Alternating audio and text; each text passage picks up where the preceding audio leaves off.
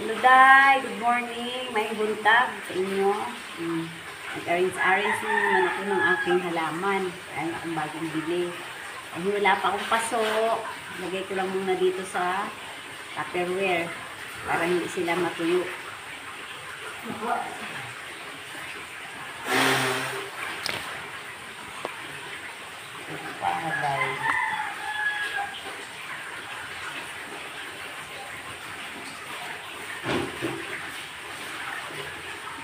Ganda na ng kanyang bulaklak, Day, oh.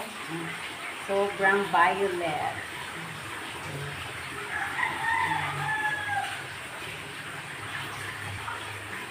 Meron pa siya, oh. Ibang kulay.